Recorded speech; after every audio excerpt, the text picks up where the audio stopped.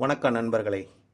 இன்றைய Parasara astro online TV மூலமாக மிதுன ராசியோட ஒரு குணநலங்களையும் அவங்களோட ராசித்தன்மைகளையும் எப்படி இருக்கும் என்ற ஒரு சிறிய ஒரு ஆய்வு தான்.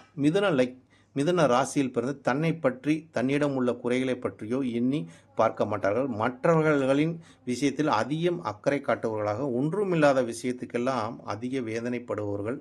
அதனால் தம் வாழ்க்கையில் சந்தோஷத்தும் நிம்மதி இருந்தாலும் அது இருப்பது போல இவர்களுக்கு தெரியாது. எந்த காரியங்களிலும் இவர்கள் செய்தாலும் அது அதிகாரப்பூர்வமாக செய்யக்கூடிய ஒரு ஆற்றல் மிக்கவர்களாக இருப்பார். ஏன்னா ஒவ்வொரு காரியத்தையும் இப்போ செய்யும்போது அதில் ரொம்ப ஆராய்ச்சி பண்ணக்கூடிய ஒரு திறனுடையவரும், அதுக்குண்டான ஒரு அந்த விஷயத்தை மனதில் ஆழமாக ஒரு செலுத்தக்கூடிய ஒரு தன்மையும், அது என்ன என்று ஆராய்ச்சி பண்ணக்கூடிய தன்மையும் இவர்கள் அதிக அளவில் சேகரிக்கும் தன்மை உடையவர்களாக. ஏன்னா இந்த மிதுன ராசிக்காரங்க எப்பொழுதுமே சேகரிக்கும் பழக்கமுடையவர்கள்.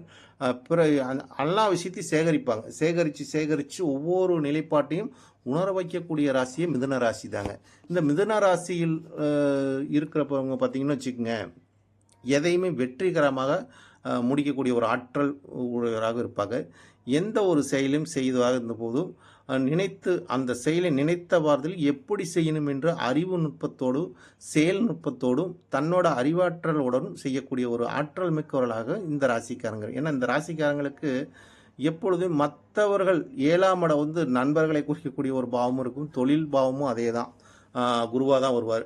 அப்போ பிறரை எந்த அளவுக்கு இவங்க பிறரை மதித்து அவங்க பேரில் அவங்களை புரிந்து கொண்டு அவங்களோட நிலைப்பாட்டை உணர்ந்து கொண்டு செயல்படக்கூடிய தன்மை ஆற்றலுடையவர்கள் மிதுன ராசிக்காரங்க.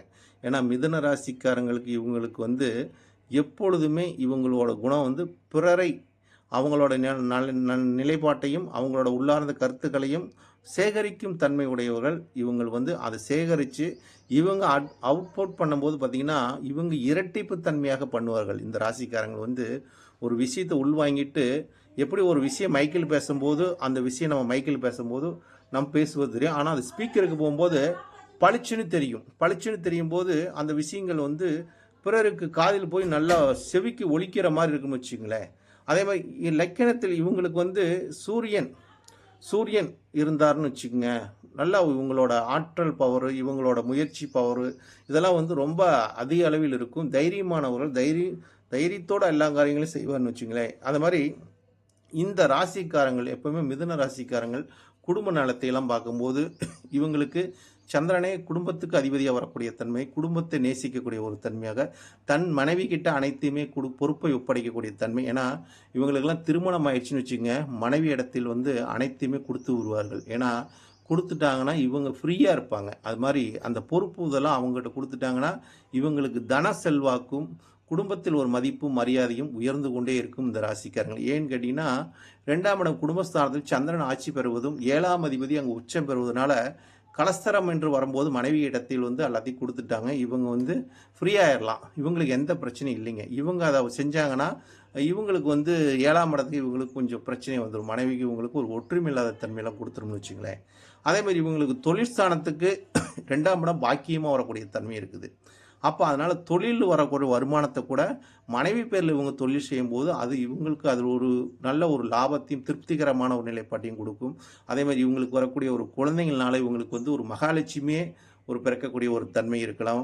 மகாலட்சுமி குழந்தை பிறந்தனால பெண் குழந்தைனால யோகத்தை அதிகமாக அணிவிக்கக்கூடிய, ஆண் குழந்தையோட இவங்களுக்கு பெண் குழந்தை யோகமாக இருக்கும்னு வச்சுங்களேன்.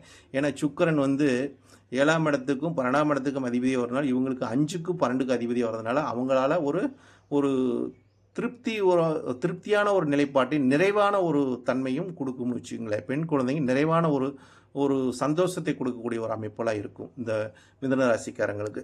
இவங்களுக்கு தொழில் நிலையிலும் நல்லா இருக்கும், குடும்ப நிலையிலும் நல்லா இருக்கும். அதே மாதிரி இவங்களுக்கு 7ஆம் இடம் நட்பு ஸ்தானம் போது இவங்க அதிக இடத்துல நட்பு எல்லாம் வச்சு பேசக்கூடிய பழகக்கூடிய தன்மையெல்லாம் இந்த ராசிக்காரங்களுக்கு உண்டு. ஏன்னா அவங்க இடத்தில் இவங்க எவ்வளோதான் நட்பாக இருந்தாலும் இந்த ராசிக்காரங்க எப்பொழுதுமே எச்சரிக்கையுடன் தான் மற்றவர் இடத்தில் பழகுவார்கள். அதிகம் பொது தொடர்பை ஏற்படுத்தி கொள்வார்கள். பொது தொடர்பினால் இவர்கள் வெற்றி அடையக்கூடிய ஒரு தன்மை உண்டு.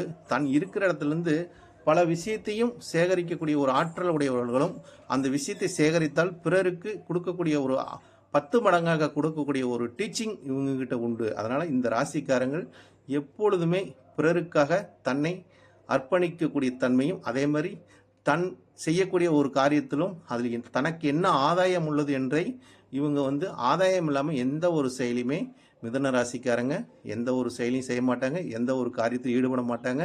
அந்த ஆதாயத்தை வச்சு இவங்க தான் அது மூலிமா ஜீவனத்தை உருவாக்குவார்கள். ஜீவனத்துக்கு உண்டான ஒரு தொழிலையும் இவங்க ஒரு நிலைப்படுத்தக்கூடிய தன்மை உண்டு. ஏனாதானம் என்று இருக்கக்கூடிய ராசி மிதுன ராசிக்காரங்களில் ரொம்ப புத்திசாலியானவங்க, ரொம்ப விவரமானவங்க, ரொம்ப அறிவுமுப்பமானவங்க. இவங்களோட ஒரு திறமையை பாராட்ட வார்த்தைகள் இல்லை என்று சொல்லலாம். நன்றி, வணக்கம், வாழ்க வளமுடன். பரமத்தி வேலூர் சந்திரன்.